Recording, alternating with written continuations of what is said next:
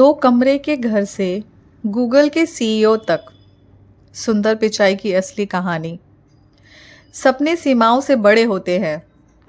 अगर आपसे कहा जाए कि गूगल जैसी दुनिया की सबसे बड़ी टेक्नोलॉजी कंपनी का सीईओ कभी दो कमरे के छोटे से घर में रहता था, जहां ना इंटरनेट था ना कंप्यूटर, तो शायद आप हैरान हो जाएं। आज की कहानी सुंदर पिचाई।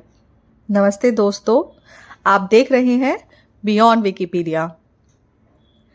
सुंदर पिचाई का जन्म 12 जुलाई 1972 को तमिलनाडु के मदुरै शहर में हुआ।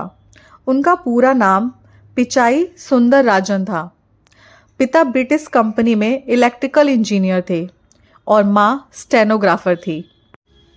परिवार बहुत अमीर नहीं था। पूरा परिवार सिर्फ दो कमरे के छोटे से घर में रहता था। घर में ना टीवी थी ना टेलीफोन, लेकिन एक चीज़ थी, पढ़ाई को लेकर इज्जत।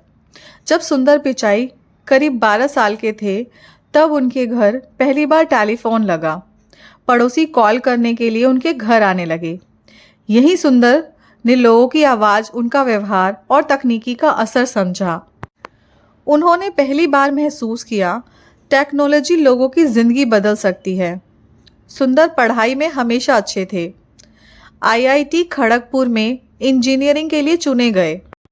कॉलेज के प्रोफेसर कहते थे, यह लड़का अलग है। यह सिर्फ सवाल हल नहीं करता, सोचता भी है।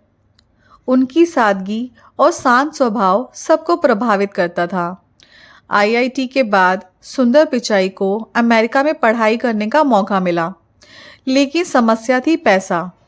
उनके पिता ने अपनी लगभग सारी बचत उनकी पढ़ाई पर लगा दी। यह सिर्फ पढ़ाई नहीं थी, यह पूरे परिवार का ड्रीम था। सुंदर ने खुद से कहा, अब पीछे हटना विकल्प नहीं है। अमेरिका में ज़िंदगी आसान नहीं थी। अकेलापन, बहुत कम पैसे, नया कल्चर। कई बार मन में डर आता, लेकिन सुंदर ने शिकायत नहीं की। वे जानते थे, अगर मैं यहाँ टिक गया तो मेरी सोच बदल जाएगी। 2004 में सुंदर पिचाई गूगल से जुड़े। शुरुआत में कोई बड़ी पहचान नहीं थी। उन्होंने एक प्रोजेक्ट पर काम किया, गूगल क्रोम।